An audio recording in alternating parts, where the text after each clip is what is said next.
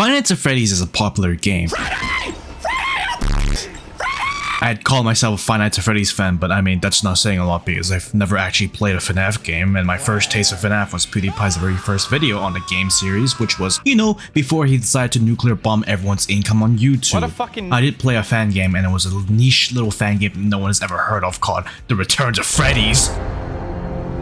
Anyways, you already know what it is. Sit in a place and survive against a bunch of animatronics trying to kill you. Unless you're playing the more open-ended survival games, then you're just running around. Obviously, FNAF spawned a lot of fan games, like Super Cancer. The Return to Freddy's is its own rabbit hole. It's a rabbit hole within a goddamn rabbit hole. Like, imagine having one big tunnel dug all the way to China, but somehow there's other tunnels that leads to other countries. But hear this. What if you throw it onto a platform run by incompetents, full of impressionable minors, and a hellscape for exploitation? That's right, Twitch! What the fuck else do you want me to do? What do you want to do?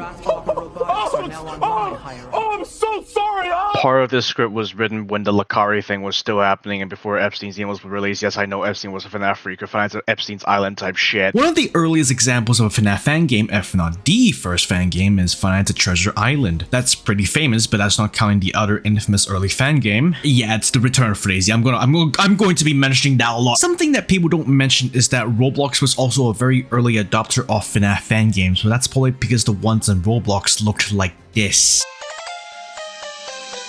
You can put it on any time and leave it on for as long as you want. It looks like shit. To be fair to them, this was 2014 Roblox, so dissing Roblox developers back then for not creating culinary masterpieces like still a brain rot, or abiding by whatever the hell David Mizuki wants developers to make nowadays. It's like getting mad at the caveman for not creating the Mona Goddamn Lisa after I saw his cave paintings. I don't really remember what the first FNAF fan game on Roblox was because it all sort of blended together, but I do scarcely recall some really terrible multiplayer FNAF game where everyone kept fighting over the door controls. So you tried to close the door when Foxy ran over, only for some dipshit to open a goddamn door, and basically Foxy ate all of our asses that night. No, I didn't mean it like that. A lot of these classic Roblox FNAF games don't really exist anymore, and it's mostly because of Scott Cawthon's very early protectiveness of FNAF's copyright, at least in the early days. While this type of copyright violation is a bit more blatant nowadays, probably way more than Scott wants. I lost the source on this, it's kind of lost media now, but from what I remember, if you made a FNAF fan game on Roblox, like just blatantly copying FNAF assets, mostly the phone calls, everything else was made from the ground up using Roblox's shitty tools, you could get your fan game potentially removed at a request of Scott Cawthon, which also includes calling your game directly Five Nights at Freddy's. Okay, sure, you're probably gonna trick some players or some kids into thinking that you are making the real Five Nights at Freddy's, which is, you know, what happened to The Return to Freddy's. Because of this, some people got creative. They either recreated the game, again, just without mentioning Freddy and his gang, or simply didn't refer to the game's name at all. This part is a bit of a blank since I wasn't really into Roblox FNAF at the time. I'm still not, but looking it up on YouTube before 2020, you could definitely see a sort of sub-community within an already existing community forming that was entirely dedicated to Roblox FNAF, even with the threat of copyright DMCA looming over everyone. Anyways, I'm obviously not going to cover every FNAF game in Roblox. I'm only going to cover the ones I found really interesting, though interesting might be subjective because some of them are bullshit. Ironically, it's also why I ended up doing the other video first, which was the Rod of Roblox thing instead of FNAF Roblox first, because I had no idea what the hell I was doing with this video, but whatever. Let's actually talk about Roblox and FNAF. Five Nights at Freddy's, that's where I wanna be. Dead by Daylight. Who doesn't love Dead by Daylight? I mean, I don't, but that's mostly because I've never played the game, and I'm pretty sure you'd be hard-pressed to find anyone who likes Dead by Daylight in an unironic sense, and that also includes the developers. I don't even think they like their own game. Unsurprisingly, Roblox had its fair share of Dead by Daylight clones, or just inspired games, I guess. I mean, sure, you got Flee the Facility, Pillar Chase, Outcome Memories, and maybe Forsaken, if not for that game's controversies and getting money thrown at by Ubisoft of all companies with Rabbids Takeover's collaboration. But you know what would also be really cool? Asymmetrical Five Nights at Freddy's! Asymmetrical Five Nights at Freddy's has been a thing for years, at least on Roblox. It's not your typical Dead by Daylight-esque gameplay, despite what this section is about, and most of them are kind of boring. It's mostly just you playing as Eddie animatronics and trying to get into the security guard's office. Yeah, that was how asymmetrical FNAF existed back then. It kind of doesn't work. But What if you turn Five Nights at Freddy's into Dead by Daylight? That would be the coolest thing to happen on the platform. Oh wait, they already did that. The idea of a Dead by Daylight-esque clone being FNAF theme has actually been tried a decent amount of times and clearly has been a thing before William Afton or Springtrap was added to the actual Dead by Daylight game. Okay, I don't actually know that for sure, but one of the games was made 3 months before the collaboration was announced, so shut the fuck. I didn't exactly mention this in the introduction, but getting into these games, it does give you an idea of the current state of Roblox if it wasn't obvious enough. It's not good, if not kind of slop, I'm sorry. Like the 2 games I found were playable, were just incredibly funny to play and wasn't something someone could take really seriously. But I feel like calling a Roblox asymmetrical game mediocre or nothing groundbreaking is liable to get me lynched by a very angry mob of Twitter teenagers. NF number 8 is that Toy Freddy, well, you know, he's kinda, fat. Animatronic Nights. This one is really funny.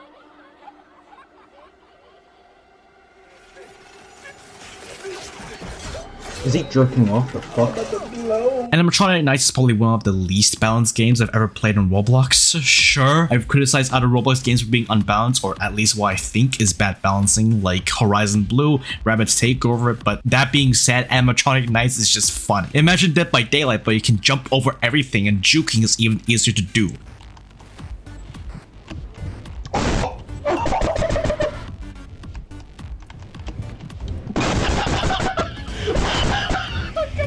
There isn't a lot of positive things I can say about this game other than the fact it's decently polished. Like, okay, it has fine graphics, fine gameplay, but it's just mediocre, it's mid, it's serviceable, and certainly inoffensive to a degree. We've got to have money. But everything else, it's so goddamn funny. The gameplay takes place in a tiny map, mostly based on FNAF locations, but changed up to be legally distinctive. Like, holy shit, this security breaches Pizzaplex. 1987, Buddy Bear's Pizzeria. 1988, House. The killers are animatronics, and I think they're supposed to have unique abilities, but all I know is that you can taunt them to disable survivor abilities and place traps, and that's when the game becomes unbalanced.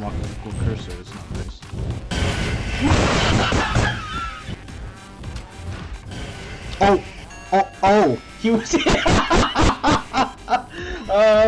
fuck, this game is so fucking stupid. The game is very biased towards survivors, or at least in like one of the 3 game modes.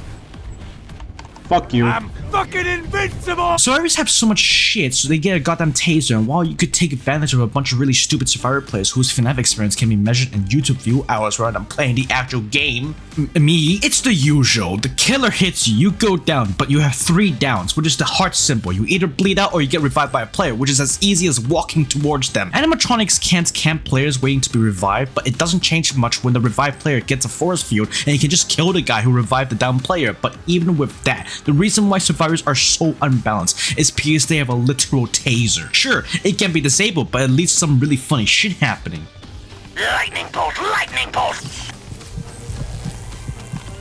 Get the fuck out of here! Get fucked. Fuck you, Chica. By the way, you have to do a bunch of really easy map puzzles, mostly just mash a button or put fuses in the fuse box, so it goes in a goddamn gameplay loop where you run away from Freddy while finding map puzzles to open a way to get the hell out. And that's merely the basic game mode. We haven't even gone into the one where 2 killers are on the loose. Ooh! There's also Infection, which is... okay, this one is way more animatronic centric because survivors only get 1 down, so the moment the goddamn puppet gives you a present on behalf of Ted Kaczynski, you become one of them. This is truly the game mode of all time. No, I'm Freddy Fazbear now.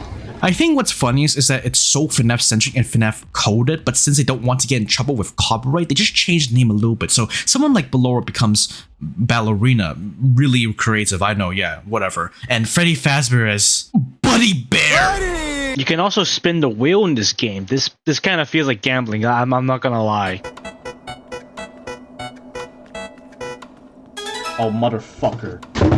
Oops. I put your new 4Gs on the G. I came into the bloody bottoms is on the knee. Five Nights Hunted is in a similar boat to Animatronic Nights in that it's unbalanced, but there is one difference that sets it apart from the last game. It's just Dead by Daylight. H-Bomber guy warned us of plagiarism and you fuckers learned nothing. At least the animatronics gets to keep their name, so none of that Buddy Bear shit. I might be a little wrong calling Five Nights Hunted a straight rip of Dead by Daylight because not everything is necessarily pulled from the original game. No wait, fuck, it actually is. It's Dead by Daylight, but every killer is FNAF themed rather than a single collaboration character. There's like several game modes, but it really boils down to 2 primary game modes plus 1 bonus experimental one, since there are pro servers. What is this shit, Reason I Awakening? There's normal game mode, so classic Dead by Daylight, very cool, and then there's 2 killers versus 8 survivors, which is ironically a limited time game mode from the Dead by Daylights, which just goes to show you how original this game is. But what about the gameplay? I've been making fun of this game for being Dead by Daylight. What exactly can make this game redeeming in my eyes? What Hail Mary would this game need to do to make it enough for me to like it? Nothing. I've never actually played Dead by Daylight, so I can only guess from videos alone, but if you've played Dead by Daylight, you probably already played Five Nights Hunted. That is the essence of it. Killers go around stopping survivors from starting generators, which are terminal links. Survivors can circumvent killers by jumping through windows or crawling through vents, so I guess there is one unique change. This is just fucking the joy of creation. This map is literally the joy of creation. Oh, there you are, fuckwit. Come here. I missed the hit, so I have to wait for it to cool down. Gotcha, bitch. Fuck! He just slapped the back of his leg. He just faced through the wall again. He actually ran away. Holy fuck! How the? Oh, you can't get over the door. You're a bum. The fact that I have to like wait a moment just to open a goddamn door is so annoying. And when a survivor goes down, they get sent to a ball pit, which is like how in Dead by Daylight, killers stick a survivor up on a hook and has to be freed by another survivor, or else they're out of the game forever. I think it's a reference to Into the Pit. I don't know. Oh, I'm fucking. You dead. idiot! What have you done? I'm fucking dead. I should not have opened that goddamn door. Why'd you not just do the computer? No, fuck! Oh no, I was right next to a ball pit. Who the fuck puts a ball pit next to a bed? What the hell? Some people in their beds, they like to play with their balls, so that's how it is. Look at my character. He's just like swinging wildly in the air. Dude, just walk forward slightly and just climb out the ball pit. Are you fucking stupid? There's literally nothing else to the game. It's Dead by Daylight, but by FNAF fans and Roblox developers. But what if Scott Cawthon made his own Dead by Daylight clone? Because he did release it by accident. He didn't mean to release it. It's FNAF Survival Crew. Dude had. Oh my god! My leg! Wait! Why is he moving like that? I am secret of fucking Mimi. I should be more clear. It's your typical corpo sponsored game on Roblox, something like Sonic Speed Simulator, Rabbids Takeover, Bloxburg, Sesame Street, Chipotle, Walmart. So that means Scott Cawthon was a little bit more hands off with this official FNAF Roblox game, with it being handed off to a group called Metaverse Team Frights. We did it! I'm gonna win! Oh, what?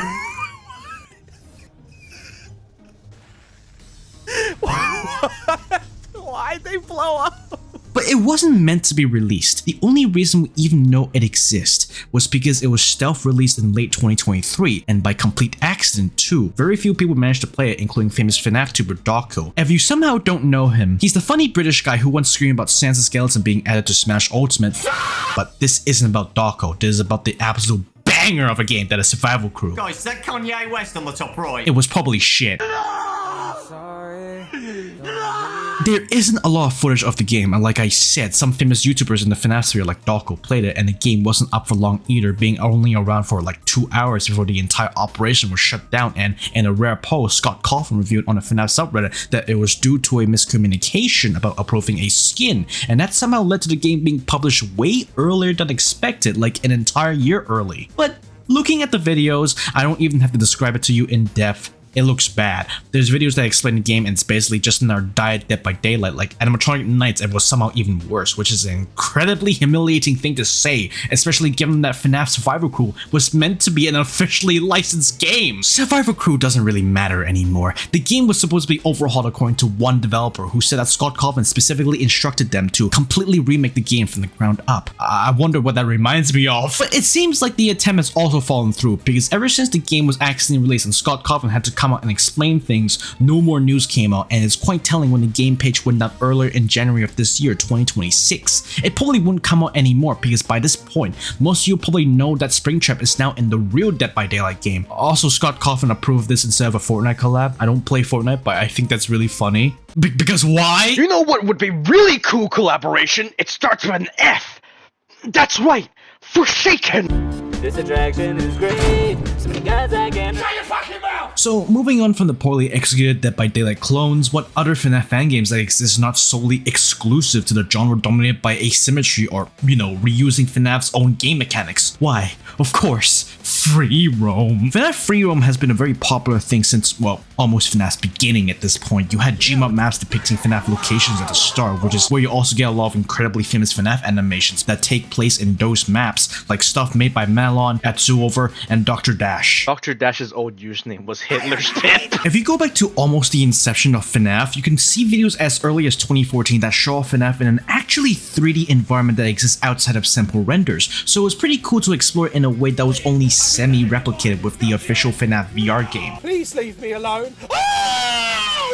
I was trying to look for old FNAF free roam games and instead I got fucking Mango Jump Love and some old MMD shit. What the fuck is this shit? There's even videos from 2015 of someone rebuilding the FNAF 2 map in Roblox as well, and this was when FNAF was barely 1 year old at this point. That being said, the idea of actually being able to walk around a location during a FNAF S night shift was even more popular than the simple map recreations, which there also does exist the entire genre of FNAF fan games that later spread to Roblox. Eventually, FNAF Freeroam Fangames expanded beyond simple 3D recreations of FNAF canon maps, so you actually had creative settings, like entire houses as seen in Joy of Creation, or maybe some point-and-click style games that take you to more than one location, such as Five Nights 4 and oh no, it's the Return of Freddy's 5!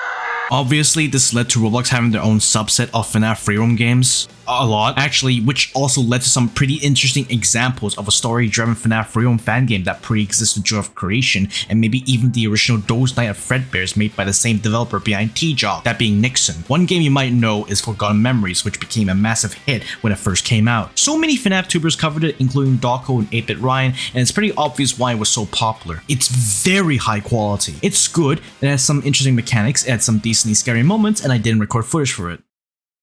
Because I'm a pussy. It's also because my friends didn't play Forgotten Memories with me. Who put the top buds on the shit? Are you dumb? This game is more enjoyable with friends. I really don't know what goes on in Forgotten Memories, and I'm sorry, I hate playing multiplayer horror games by myself, especially when it's designed specifically for huge groups. It doesn't feel right, and the inability to share a horror is also pretty upsetting. That being said, I did notice one detail though. Now, this brings us to our What?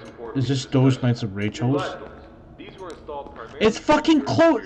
What the fuck? It's Those Nights at fucking Rachel's. The office is from Those Nights at Rachel's. How the fuck did I catch this? I guess I can say this is more of an inspiration than direct plagiarism, but the moment I went into the office backroom and saw the current mechanic plus the puppet hiding behind it, it was too late. I knew immediately it was Those Nights at Rachel's, as if the door layout wasn't obvious. There's also FNAF Co-op, which had a pretty big overall update at some point. I actually played it with the same friends from my video about Roblox's weird burger game Rabbit Hole. We did play this game years ago. I unfortunately lost all the footage because this was like in 2022 or maybe even earlier, where FNAF Co-op was pretty unpolished and had some weird edges. There was this one specific game mode from FNAF Co-op about a basement or something, which was kind of the Joy of Creation recycled, but the only reason why me and my friends remember it is because the jump scare was louder than anything else in the game. He's so... This is impossible! And also FNAF Doom. Yeah, can't forget that, but I did play it with my friends before the overhaul. Again, how the fuck did I manage this? This is like first time I was with FNAF Co-op, second time FNAF Doom, what the fuck? So anyways, what Freeroam games did I actually play? Michael, don't leave me here! What exactly is the difference between Eternal Nights and Forgotten Memories? Eternal Nights is a Freeroam FNAF game that's kind of overwhelming. I was joking when I pretend I didn't know how to differentiate between Forgotten Memories and Eternal Nights, which is ironic because I didn't play Forgotten Memories for longer than 2 minutes, but the main difference is that the story is different, and instead of playing as a preset character, you get to play as yourselves. So you could call each other fat asses like my friends did. Why so much fear, guys? This is good for the excitement. After that, we can leave and have a snack. You fat fuck! Of course you want a snack! Oh fuck, I agree as well, shit! Of course Kel was in for the snack, fat ass. Oh, this was snack! Okay, more inaccurate Saffron. Saffron would not be saying that. Saffron would not be saying that. Bro, the entire back room would be like a, a 6-course dinner. Right, so we're basically in this shithole because me and Hull decided to be fucking fat. Yep. Like always. I don't know where to start, but me and my friends really liked Eternal Nights. We had a lot of fun playing it, and at some point we started baiting animatronics into each other because fuck it, it's funny. Wait, Bonnie just walked past Halal. There's no fucking way. Wait, what? On the camera, really? You're from the camera! I forgot to close the door. I just ran to the closet. You are a retard, Aaron. You're actually a retard. You fucking sold me out. You're Right, don't trust Halal to close it. What? Fucking Don't trust Halal to do it. Don't trust Aaron to do anything, bro. The story of Eternal Nights is this: you go to an abandoned pizzeria for shits and giggles, urban explanation for the thrills, you know, that type of shit. Make sure you don't end up in one of those Chinese live streams where you get chased by a ghost who totally has been paid off, and now you have to start screaming and running for your life. Anyways, you got the withered crew here. The FNAF 2 animatronics are in the back room, broken, disabled. But one thing I don't quite get is why you should stay there. First night, the animatronics start hunting you down, and at that point, you should probably just get the hell out, but you can't, I guess, because you and your team somehow got in there magically since apparently the front entrance doesn't work. Just break a window, dude. Yeah, sure, you get cut and bleed a little bit, but dude, the exit is right fucking there. It doesn't matter either way. Survive the 5 nights, wonderful, and the threats start adding up like before. Since this is free roam, the animatronics act differently and don't abide by how they work in the original games, especially given that Eternal Nights is a weird mix of FNAF 1, 2, and a little bit of 3, plus some fan games. You got an office with 2 doors, of course. You got a puppet mechanic. That's nice, but they take power. There's a fuse box in the back room with 3 fuses, one for the building's power, the office, and the puppet's music box. Wait, hold on. Why does this building need a fuse box for the puppet? What is this shit? Anyways, the fuse box can run out of power, so run around the building to find infinitely respawning fuses and replace them, but make sure to turn the building's power off or else you'll electrocute yourself.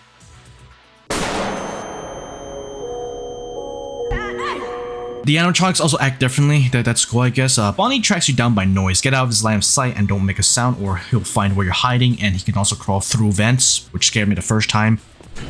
Oh my god! Oh, fuck. You guys didn't see it, but just now, Bonnie climbed through the fucking vent I was hiding in, and I Chica can't really look down that well, so go hide in a corner or something and crouch down. Foxy is basically how he behaves in the Joy of Creation. Flash him like he's Grunkfist and Flumpty, and he'll piss off for a little bit. Freddy is a little bit more unique since he does move around when the power is out, but only when the power for the building is gone. The only way to stop him from moving is to keep the fuses in supply. Also, don't close the door on him. He just opens it because why not? Fuck you. It's Freddy! It's Freddy! It's Freddy! Run! It's fucking Freddy! How do I... Oh, shit! Oh, you can open the door!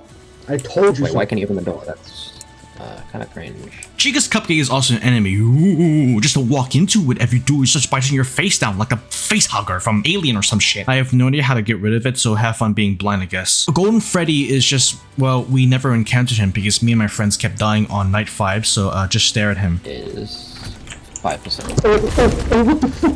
Oh my god, what the fuck? Oh. What happened? Golden Freddy destroyed the fucking power. Golden Freddy? Yes. Oh, I wish good. What the fuck? Golden Freddy destroyed power. Okay, I'm restoring office. I'm restoring office. I just got electrocuted because I forgot to turn off the fucking light. That's basically the gameplay loop of Eternal Night. The entire story is you and your pals getting fever dreams of Golden Freddy violating you like David Bazooki with the ROBLOX community in classic faces. Roll because you have face tracking, destroying your privacy. Have fun with that. Also FNAF 4 reference because, I don't know, why not? Nightmare Fredbear eats your face too. There. Funny jump scare, honestly. I'm sorry, what? The yellow bear. You don't even get to escape the building at the end. I only know this because I ended up watching a video on how the game ends and it sucks. You go back to the entrance of the pizzeria where you could have just, I don't know, cracked window open and jumped out, but that doesn't matter. The building collapses on you. Golden Freddy gets you in a chokehold like he's from Resident Evil, and then you get, ooh, FNAF movie reference. You get a Freddy Fazbear mask stuck onto you that has saw blades and shit attached to it, so you just die while being strapped to a chair. You didn't do this, Afton? Don't you know that I care about you? You crispy, burnt-ass nigger. I sure hope the water doesn't make the spring locks go up. Oh! It's the fucking Rainbow Friends, but FNAF. Do I even need to elaborate? Ooh. Damn. Some guys are just attractive, some guys are just gay. This was originally going to be a later section in the video, but I just have to cover it as it isn't fair for me to not bring up how Roblox developers did adapt FNAF's entire gameplay and story into Roblox, at least in the early days. Like some games should have ripped the phone calls from FNAF and called it a day. Every once in a while, switch over to the The irony of saying that and then not covering forgotten memories is not lost on me. This isn't some like the Return of Freddy's bullshit where the creators stole a bunch of assets and coding from the actual FNAF games and fan writers from other FNAF creators like Emo Mackle's Kenny the Cat and then made an ungodly amalgamation of random bullshit before passing it off as an official game. And then write a story where there's a Japanese facility trying to cure fucking super cancer. I mean, it's Roblox. The programming language is different, but either way, it didn't stop developers from remaking FNAF from the ground up. With varying results. It's like a fucked up Frankenstein. This has existed for a long time. I'm not counting something like FNAF Doom or FNAF Co-op because you have free roam in those two games, even though you still have to sit in an office and you do have to do extra stuff to survive. Some of the stuff I showed way earlier in the video are literally from a decade ago and more, so Roblox developers lacking creativity certainly is a stereotype that has existed far longer than anyone might realize. Like I said earlier, it isn't really fair to make fun of these games relentlessly. Like sure, they look like utter shit, but Roblox was just barely reaching 8 years old by the time FNAF released, so rudimentary tools are pretty self-explanatory. Oh look, it's a picture I took of you the first time I ever came here. Ah, look at you, so young and happy. Where do the years go? Nostalgia aside, these games weren't all that bad. I did play some when I was younger, like I said before, but I'm judging it solely by personal experience from that bygone era of Roblox, because nowadays, you get shit like Escape Tsunami for brain roll, what the fuck? I saw a corpse transform Night City into a machine fueled by people's crushed spirits, broken dreams, and emptied pockets. You got something like Tire Captain's Animatronics Awaken. The game isn't available anymore, but it used to be called the Pizzeria. Or something else entirely, who gives a shit? It's been 10 goddamn years. Oh! That jump scare went just for a little bit too long there. If you're hearing this, you can definitely tell I rushed this video because I decided to go back and see what I was talking about, and turns out I was wrong. There's actually two different Tiger Captain games. There's the Pizzeria or Animatronic Awaken, but there's also something called the Night Shift. The Night Shift is the one where he just ripped the phone calls from FNAF 2. Animatronics Awaken or the Pizzeria is the one where he just recorded his own voice lines for the phone calls. What the hell was I doing? Nowadays, direct FNAF adaptations still exist, but they've gone through a lot of remixes, so they don't fall under the purview of copyright violation. One big example I can think of is Five Nights at Your Friends, where you use your friends' avatars to replace the animatronics in the game. Five Nights at Your Friends is exactly what it sounds. You play the first 4 or 3 FNAF games. I haven't been playing it recently, complete with identical gameplay with some minor changes like the setting, ambient decorations, and a bunch of other stuff like phone calls being different too. And also the AI it's kind of aggressive, like super goddamn aggressive, at least for the FNAF 1 version. That's about it. There isn't really a lot for me to add on, other than the difficulty.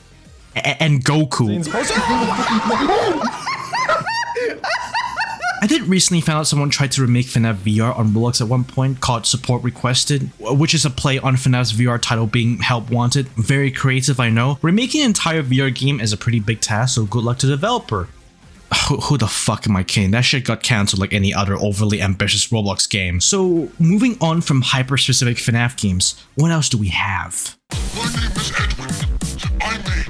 This will probably come to no surprise to anyone who's been playing Roblox for longer than 5 years at this point, but there are Roblox games that slap a FNAF theme over and call it a day. I'm not counting something like Dog Watching, which is a single-player free-roam FNAF fan game with its own unique themes and stories. But I won't cover Dog Watching in this video. If anything, I probably should have mentioned earlier. Dog Watching is like a giant rabbit hole in of itself, so you've got a big FNAF-themed rabbit hole that has multiple fan game rabbit holes, like the Return of Freddy's, and one big sub-rabbit hole entirely consisting of Roblox FNAF fan games, and now you got an even bigger rabbit hole inside of that rabbit hole for Dog Watching. I have no idea what I'm saying. This Roblox Dog Watching shit is serious, motherfucker. But at some point, you gotta wonder, what the hell are we even doing anymore? I mean, it's Roblox. If you're a developer on the platform, originality becomes a fickle memory, and you start copying everything like a soulful Antonio from 10 years ago. I won't lie.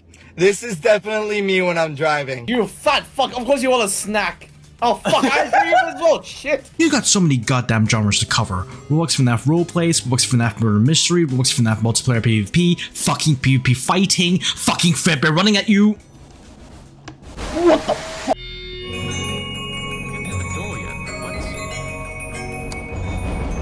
If you don't know this meme, to explain some things, there used to be a cancelled FNAF fan game that was hyped up beyond belief, which was the 2015 Those Nights at Fredbear's by Nixon. You know, the same guy behind The Joy of Creation and also Those Nights at Rachel's. Those Nights at Fredbear's got cancelled twice, mostly due to disinterest from Nixon, when we probably won't see an official release under the Fazbear Fanverse initiative, which is basically Scott Cawthon's way of licensing and funding fan games and turning them into official because he's busy working on the Fanverse. A couple of fan recreations of Those Nights at Fredbear's were made, primarily New Destiny and the 2015 remake. Despite being cancelled, FNAF basically lives on through the completely accidental creation of one of FNAF's biggest memes of 2025, not counting the disaster that was the FNAF 2 movie, which is Fredbear running at you. Okay, wait. To be clear, New Destiny's biggest cultural impact was being one of the hardest FNAF fan games out there, yet also being iconic for basically recreating and reimagining what could have been the biggest FNAF fan game to come out back in 2015, and also all those clips of FNAF YouTubers like Snapsy juking the living shit out of Fredbear. I broke all the ankles so bad! But the 2015 remake? So Fredbear being fast as fuck became popular, and then it became a giant Hello Neighbor mod where Fredbear's running speed became even more famous, flying all over the goddamn place like it's a demo night from Team Fortress 2. So of course, to capitalize on a meme, Roblox developers made Fredbear games. There's nothing for me to add. They're just there, I guess. They're nothing special. They don't really recreate them. It's just, what do you expect, man? Oh fuck. Oh, well shit. But you know what's not made and has a weirdly high amount of work put into them? Role-playing games. It's ironic because I don't like role-playing. You see the hat? I am Mrs. Nesbit. Roblox's huge role-playing genre are probably going to go extinct at some point, with the age gating and segregation blocking people's ability to chat with each other due to poor application and Roblox's inability to appease the clearly upset user base. It's kind of a shame that this genre is going to die out, especially given that FNAF Roblox surprisingly prospered under the roleplay sphere. This was a bit of a steep price to pay for a shitty, unpopular update that probably won't protect shit either way. Anyway, some of the most famous examples of Roblox FNAF roleplay would be Athens Family Diner. Does anyone remember that? I don't, but that's mostly because I don't play roleplay games, so I never have heard of it until last year when I saw that video of Fredbear tweaking out. An animatronic found in the back alley. But what I did play, without spending any time actually role-playing, was the Pizzeria Roleplay Remastered, or TPRR. I didn't actually discover TPRR until a few years back, probably around a time when Security Breach was released. Aside from jokes about how Security Breach's launch can be compared to Payday 3, TPRR, as the name suggests, is actually a remaster of a famous FNAF roleplay game that existed almost 10 years ago, originally called a Pizzeria Roleplay. I had no idea this existed. I thought TPRR stood for something completely unrelated, like some sort of unique brand that helped people recognize it, but no. The creator of TPRR, Hello Burp, has a very famous video of the game of him mostly trolling people with a scary face back in 2016, so TPRR has been around for a very long time. Like, I find it really hard to make a joke about it because his dedication to maintaining and updating this game is admirable. Obviously, TPR isn't the only FNAF roleplay game. There's a lot, like some recently I found out like Eerie Pizzeria roleplay with an incredibly funny trailer. Like, what the hell is this? Anyways, what made TPR stand out for me compared to a lot of the other roleplay games is how there's an entire storyline just taking place within the universe of TPRR. Yes, TPR has its own goddamn universe. Call this shit the TPRCU, the Pizzeria Roleplay Remastered Cinematic Universe. TPR has so many characters. It has characters from the mainline games, the spin-offs, and not just that, but also extra canonical shit. So you got characters from the books I've never even read, the fanverse, and even fan games. Fucking fan games. I'm sorry, this is a role-playing game, so I'm not into it, but the amount of dedication the modders put into making fan characters that are famous to the FNAF community, like Candy the Cat, is so cool,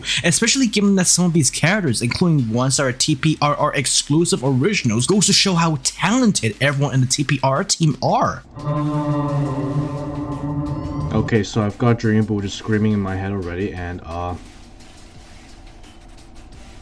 wherever the fuck this abomination is. If I'm not wrong, every roleplay map in the game from FNAF 1 to 6 to even Secrets of the Mimic and the map based on the movie set has unique questlines and NPCs, all of which are exclusive to your location. I did try to do a quiz that sort of showed TPR's various maps repurposed as a trip through memory lane. It was cool, but I couldn't beat it due to a weird ass bug that prevented me from progressing. Did I I skipped the dialogue so fast it fucking broke.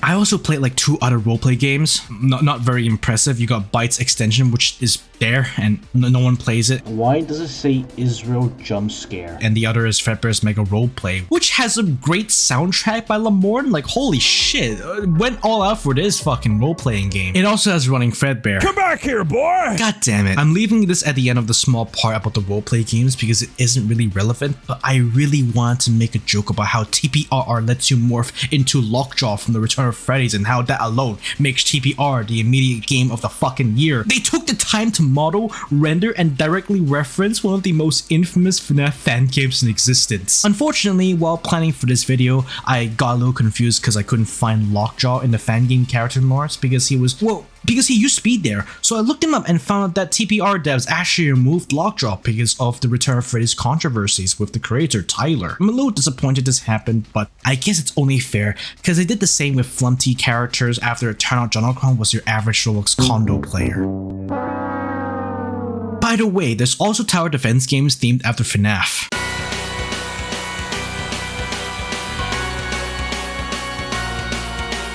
Tower Defense Simulator? Garbage. TDX? Get the fuck out of here. The true MVP here is Five Nights Tower Defense. It's just your typical tower defense game, like what did you expect?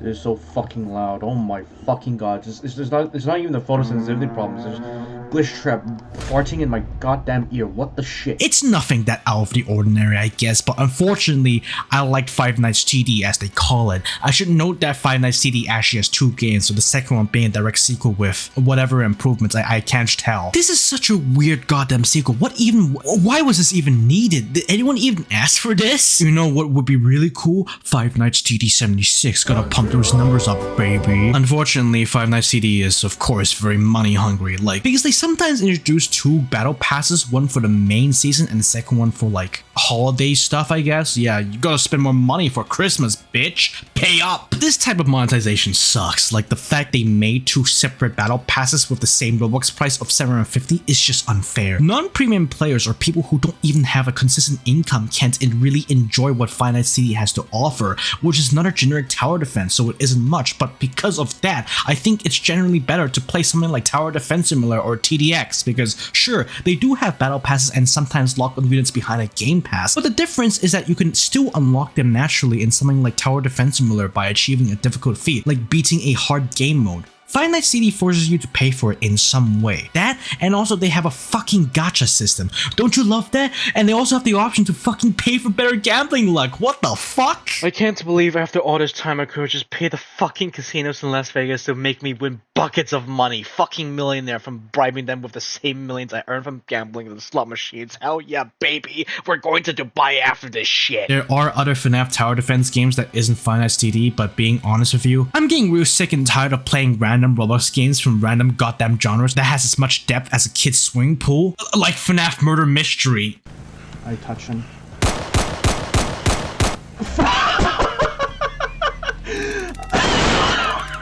Dude, what the f?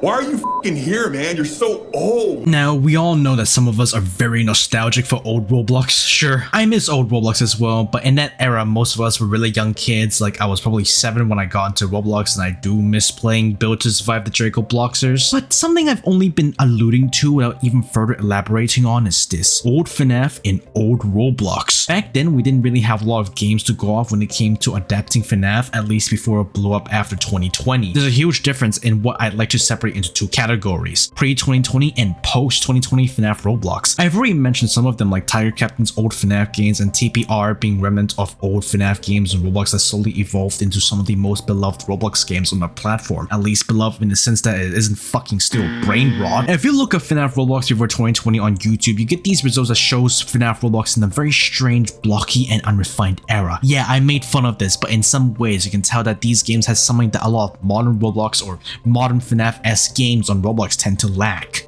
charm. Everything here looks so manually put together, like smashed together improvised garbage, but it gives us a feeling of genuine sincerity that so rarely exists nowadays. It's the type of shit you get from playing the original Reason to Die. Okay, that probably didn't age well.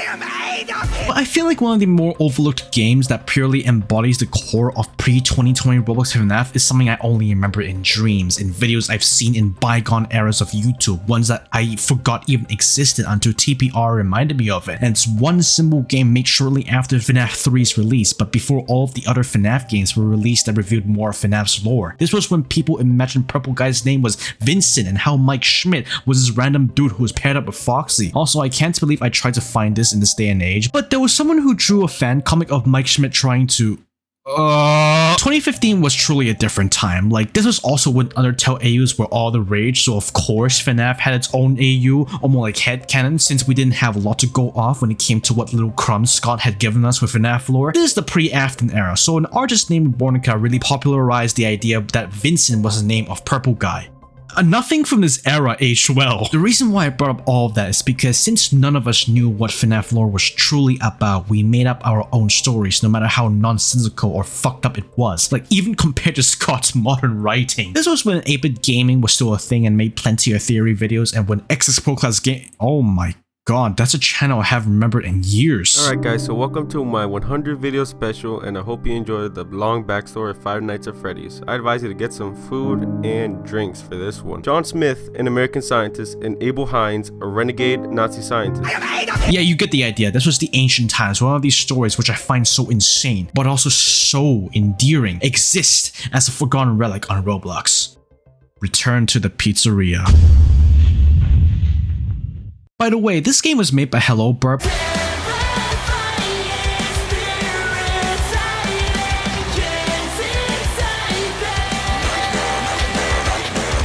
Calling this forgotten might be a stretch because it's somewhat referenced in TPRR, but I don't really see people talking about it enough, so shh. Be quiet, it's a niche relic. Return to the Pizzeria is one of those really weird single-player story games that used to be a thing on Roblox. It's generally been phased out in favor of multiplayer ones, like Forgotten Memories and Eternal Nights. Again, different era, literally released weeks after the Return of Freddy's 2. That's how fucking long ago this was. I feel like a goddamn fossil at this point, because I also have no idea why I keep remembering this game existed. There was a guy named Crazy Man 32, he's still around, who made a game called Stranded, and the only reason why I remember it was because the game starts out in a plane crash. There was also this other game by Crazy Man 32 called Terra Novus. You start out as a guy in a house getting an ESA alert about nuclear war, so then your character goes into a nuclear bunker, survives a blast, and then goes out to check what happened to her home before another plane crashes into you head first. Also, you're actually playing as a sole survivor of that plane crash because, well, why the fuck not? The homeowner's dead. Fuck him. Okay, enough yapping. Here's the story of Return to the Pizzeria, which is an adaptation of FNAF 3. There's like 7 chapters, and some of them are basically filler chapters like One Piece, so I'll go through them. And just to be clear, unless I say otherwise, I'm going to refer to some of the characters like William Afton as the Purple Guy, because this game was made before William Afton's name was revealed in Sister Location, not counting the weird FNAF novels. So in chapter 1, you start out on a bus ride. You kind of get grilled on questions by the bus driver about who you are and why you're going to Freddy Fazbear's Pizza, and it's revealed not only has the place been abandoned for years, but you're part of the group that's making Fazbear's Frights. You then go into the abandoned place to find some relics, but it's more like you picked up an oversized lighter and start setting shit on fire, because arson! Anyways, you find a guy in a purple security suit trapped in the back room near the bathroom. He seems a little familiar. Anyways, you go to the backstage to get his stuff, which then the tables underneath where his backpack is breaks away, I guess, which is an incredibly funny way to accidentally predict the fact that security breach reveals the Pizzaplex was built directly on top of the old FNAF location. There, you find out the Purple Guy's plan to kill kids and all that shit, getting supplies from a factory before using said supplies to lure kids with cake and pizza and then killing them. I can't believe this innocent purple-suited man was evil the whole time. Who could have seen this coming? Anyways, you go back to the back room where he's at, and it's revealed he's inside of a weird yellow bunny suit. I wonder who that could be. You get a key off of him to get into the kitchen. There's a fully intact, freshly baked pizza on a table for some reason, like some Fallout 4 perfectly preserved pie bullshit. You leave this perfectly fine pizza and go into the garage that's connected to the kitchen for some reason, and leave by a random ass truck that's been sitting there for probably decades at this point. You somehow have the truck keys, sure, and then Springtrap ambushes you. So then you smash the accelerator pedal and fucking crush Springtrap. Chapter 2 is really weird. You end up in a cave rather than going the opposite direction, especially given that this is during nighttime. Motherfucker never learned about why you don't mine at night.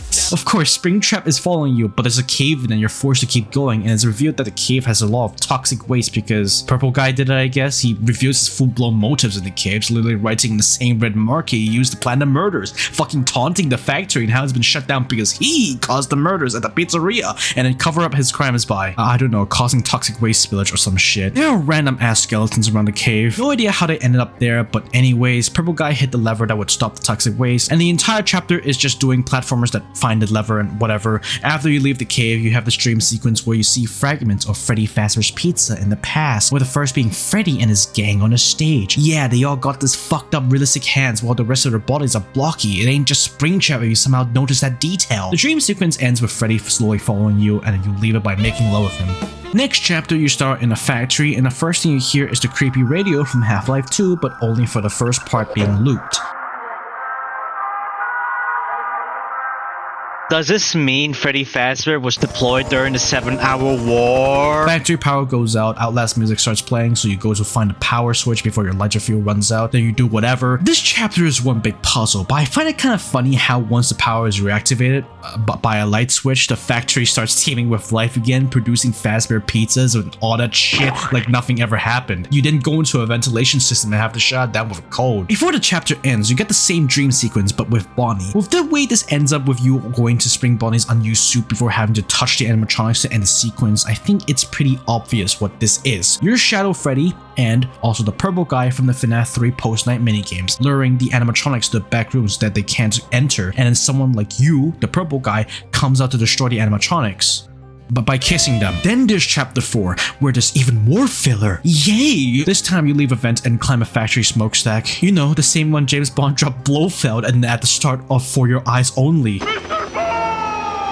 That leads to you somehow finding a conveyor belt, and Phantom Mango ambushes you with Springtrap. You take a factory conveyor to get the hell out, and then you do more parkour, jumping on boxes like it's that one part in Half-Life to get the hell out. This game has a bugged jumping mechanic. What you need to do is jump, and while you're jumping, crouch. At the end, you override the ventilation system, and it apparently causes the glitch out, so you climb out of a smokestack out of the vent, and the factory fucking explodes. The chapter ends with another dream sequence. You know the drill at this point. Go to Chica, lure her to the Purple Guy, and then kiss her to destroy her. Chapter 5. This is the most filler chapter of all filler chapters. The factory is destroyed, there's bits of toxic waste everywhere, and you find a skeleton with a working iPhone on the ground. Okay, sure, I guess he's just in the e-phone this whole time. And I'm not even sure how he has a smartphone when the last known message was about evacuating the factory because the Purple Guy went and sabotaged the damn place. You know, what he wrote on the wall in the cave. You also learn the code to leave the place. Cool. And then the guy making the message gets shot. Like some sort of anticlimactic shit you see in New Vegas where you go fight Linnaeus and then shoot him with a fat man. I completely neglected to mention this, but the reason why I emphasize that is because it's implied that the skeletons lying around in the cave and the factory writing on the wall from the Purple Guy, you know, it implies that he committed those murders in the factory like decades ago, right before he turned into Springtrap. How the fuck does this guy have an iPhone? Anyways, you can also call the Fazbear Fright CEO on his phone. He's a little confused about you calling from someone else's phone, which is also funny to me because it somehow has batteries in it, and he tells you about a bunch of firefighters being there to extinguish the factory fires and stuff. But, you know, Springtrap is still prowling the premises, so the firefighters are dead. Like, you just find their dead bodies in a wrecked fire truck. How the fuck did Purple Guy do this? Is he a Yakuza character?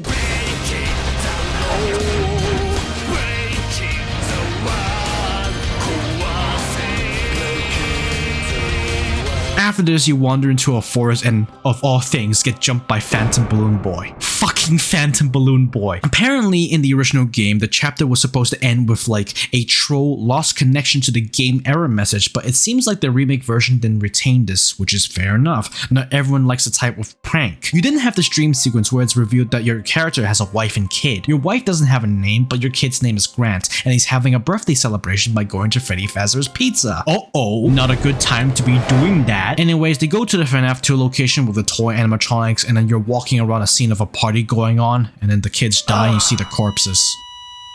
How pleasant. So, your kid disappears and the police is talking to you and your wife, and you two being obviously devastated by the loss of your child, and then you try to fucking hang yourself.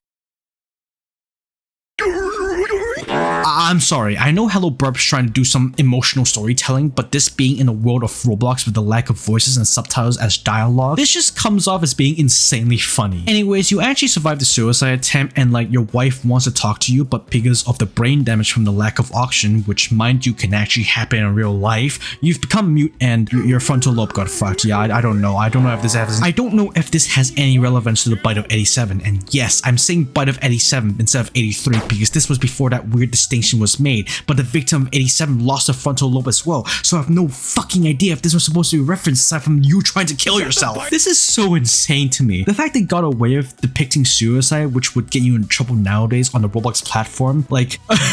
Anyways, the doctor mentions that you conveniently are mute and have possible amnesia right after they show you a scene of talking with the Fazbear Fright CEO on the phone and talking with the bus driver at the start. This guy's a fraud. So I forgot to mention this, but you also do the same dream sequence, but with Foxy this time. Yeah, just go make love with him again. Chapter 6 is probably the most interesting chapter by far. The reason why I said chapter 6 is the most interesting part is because it's split into 3 parts, 2 of which is stupid ass filler, and also probably the most confusing in terms of like, why the hell did the creator of the game write any of this shit? But that being said, I have to commend the creator because I consider chapter 6 to be probably the most creative part of the game, since you don't do a lot of the boring parkour or generic puzzles and instead get this pretty surprisingly like unique mixture of various elements inspired by non-FNAF stories and sci-fi. There's actually somewhat original and probably could have been even more interesting if it was a standalone story rather than a FNAF fan game. But this was made in 2015, so probably not. Part 1, a mysterious doctor wakes you up and you're in some sort of science facility. Okay, cool, you can't really go anywhere yet. And you're in a very blocky hallway that kind of gives off liminal vibes, but this is Roblox, so I'm just speaking out of my ass. Anyways, you go to the testing chamber and the doctor was asking you to follow him into, and he starts yapping about the science test they're about to do. Like, this is giving off some strong Half-Life vibes. I mean, the radio in chapter 3 makes it pretty obvious that the game was partially based on like, or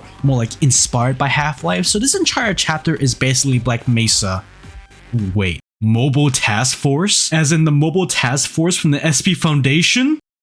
Oh no! I'm pretty sure this is violating some sort of science ethics because right after they wake you up, you're immediately sent into the goddamn test chamber to some sort of really dumb autopsy on Springtrap. Why you of all people? I mean, the scientist says it's because you have experience or whatever because you were found near the crash site, but that doesn't make any goddamn sense because they probably have like 10 scientists and a guard nearby to make sure nothing goes wrong or something. And also they lowered the bitch in the tube with no restraints. Some top-notch facility, Jesus Christ. You get the hell out of the test chamber after a brief power outage and the scientists tell you to run. They all die. Typical goddamn plot device where the NPCs die. This shit is like Battlefield 6's campaign where they find a way to kill out a story NPC in every chapter. The facility goes into lockdown. All the other scientists are desperately trying to get out. Guards are immediately going to the stations or whatever, and then you steal a sleeping guard's key card, then enter through some whatever the hell this is. I have genuinely no idea what the hell this place is. The part is called overdue maintenance, so it's probably some sort of old lab type deal like in Half-Life's old lab that you can explore in the Blue Shift expansion, or something more akin to Fallout 4's old Institute building that you can see during the endings where you nuke the Institute. You get into a slow ass rusty elevator that has some elevator music, see a guard trying to run to you scream, he'll probably be alright, I don't doubt it. Then Springtrap tries to ambush you in the elevator when it inevitably malfunctions. At least let me see Springtrap get his spine crushed like Traeger in Outlast.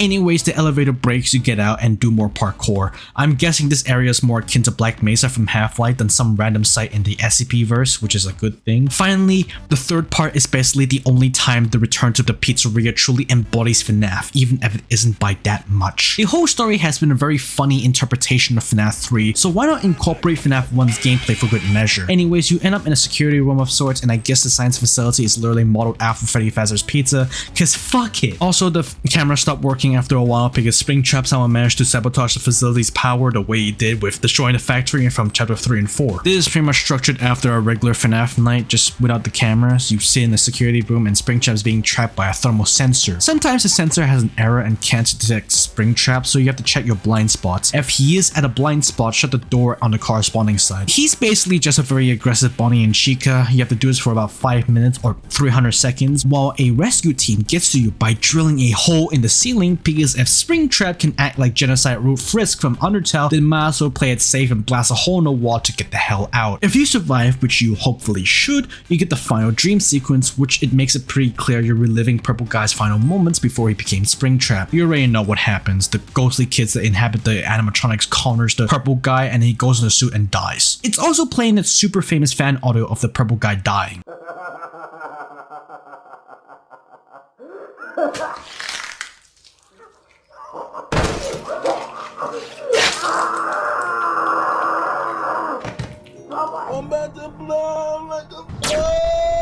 The final goddamn chapter. Finally. It's once again a filler chapter. After all the stress of being stuck in a security office, you're back on the bus and are on your way to Fazbear's Frights. It's revealed that some anonymous guy casually donated Springtrap to the location. Yeah, okay, just have a dangerous undead purple guy who rampaged through a secret government-funded facility sent to a fucking haunted house. But that's it. You work at Fazbear's Frights now. The game ends, your connection to the disappearance of your kid and your wife are never mentioned again, and the credits roll. Chapter 7 does kind of fuck with FNAF 3's story. Okay, the entire game does exactly that, but bear with me here. I say that because in FNAF 3, nothing happens on the first night. The Fazbear's Frights guy, at least according to the phone dude, mentions that they found the remains of Springtrap in night 2, and that's when it starts coming after you. Here in the Return to the Pizzeria, he's there from day 1, I guess, because it implies that you're also the security guard hired to watch Fazbear's Frights before it opens, so right after you go through all that traumatic shit, you decide to spend another week with animatronic Goku. Hey, it's me! I always come back. What is he gonna do this time? Set the building on fire? Oh my god! After the credits finish rolling, you cut to a scene where the whole place is on fire, then you hear Purple Guy outline his like motives and his transformation into Springtrap. I came back. I will always come back. I killed those children. And then one day, those rusty buckets of bolts, they became possessed by the little brats. They came for me. They were hunting me. And so I hid in one of those awful suits. But I didn't know how to work the damn thing.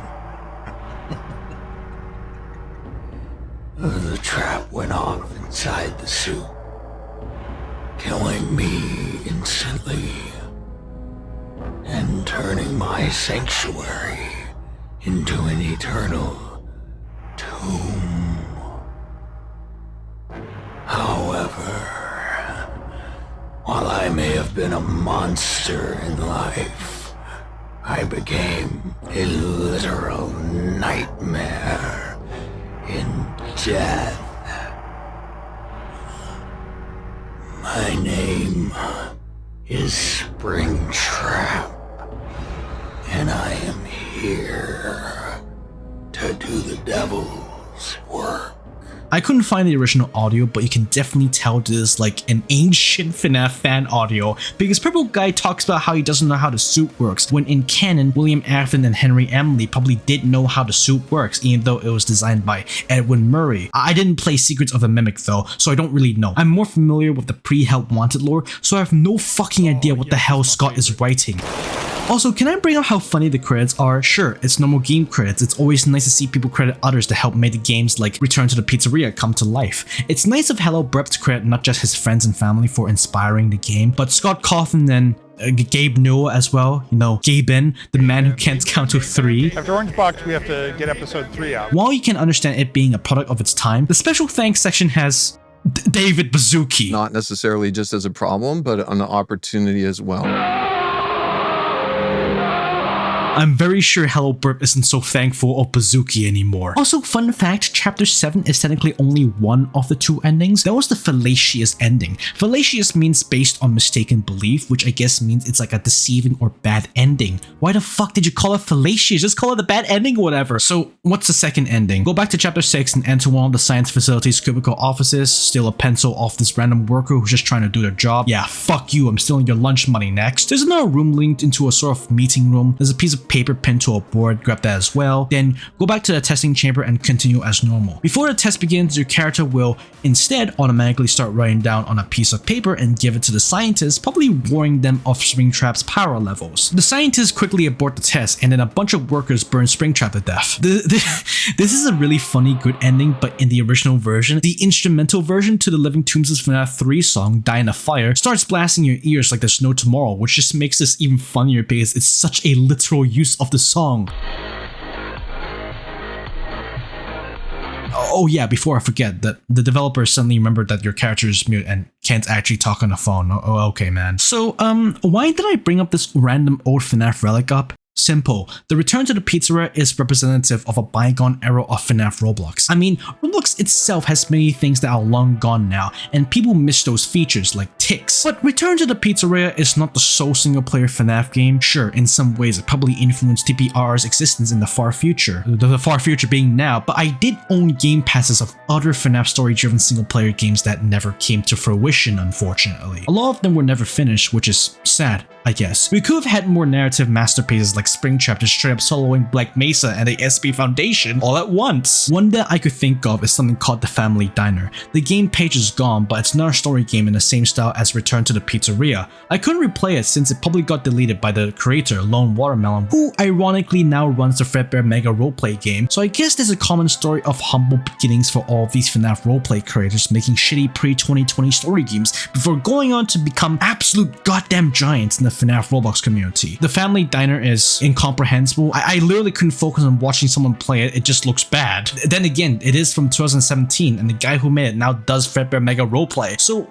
it's another product of its time. I'm kinda just repeating myself here, but you do see a lot of people in the comment section under videos of these type of FNAF story games or other FNAF games from like 10 years ago on Roblox yearning for the good old nostalgic days of when they played games like this. Again, I get it. I might make fun of this stupid ass nostalgia for old Roblox when the quality was just certainly questionable, but I do also sometimes catch myself in the same place as everyone else, wishing for the times where I could just play Lumber Tycoon 2 without a worry in the world and, you know, having to look for a goddamn job. At the end of the day, you and I can sort of make fun of old Roblox being weird as hell, but the one thing you can't deny is that in some way or form, the old days were better in some aspects. Every game back then felt like it had a passion put into it, even though clickbait games were a pretty bad thing back then and still is now. The same goes for FNAF games on the platform. Like sure, you got some genuinely talented people making great games like Forgotten Memories or Eternal Nights, but the platform nowadays reward laziness and greed more than anything else. So I genuinely think that this era of Roblox will soon become a forgotten memory as well, as did with many things.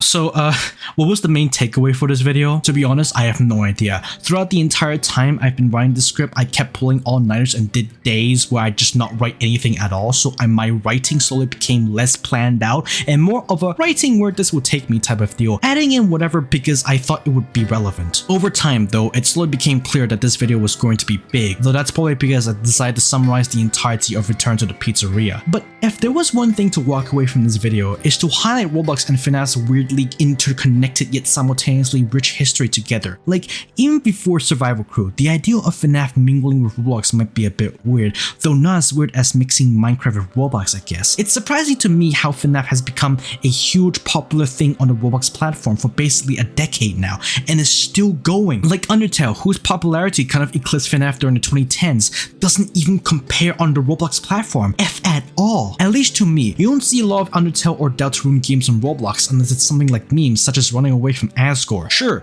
you did have Megalovania simulators where you have to survive against Sans, and of course, there's the odd Undertale themed tower defense games or roleplay, but beyond that, it's references to Undertale or Deltarune in the odd game here and there. This relationship is so interesting, I don't even think my video would do justice to this deep history of Roblox and FNAF, if at all. I'm definitely missing a lot of the important details outside of what I've played and the stories I know about. It's kind of why I said at the start of the video, there's so many rabbit holes, and each rabbit hole might have their own rabbit hole. And as you've seen here, both Roblox FNAF and FNAF fan games separately have such storied histories that the rabbit hole starts to intermingle, and what you've got is a pure community drive to create content solely dedicated to their favorite franchises, even ones unrelated to Five Nights at Freddy's.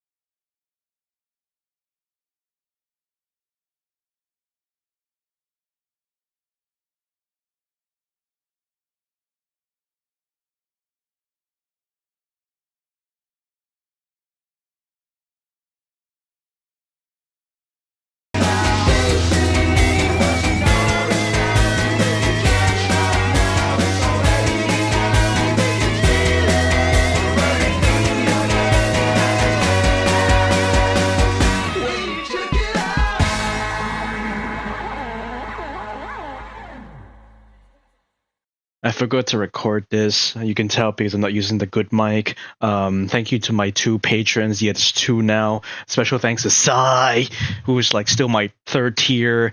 Follow me on Twitter, and thank you.